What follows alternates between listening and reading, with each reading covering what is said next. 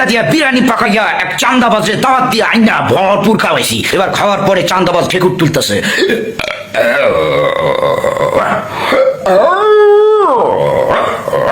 আমি বললাম, কিরে কি খবর, কি খাইছস, কেমন লাগছে খাবার?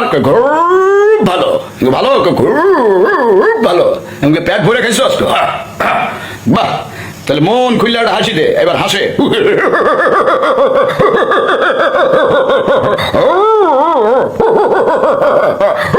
বললাম থাম থাম থাম, তো ভাই খাওয়াইছে, বাইরে এবার একটা থ্যাংক ইউ দেখো। Thank you, thank you.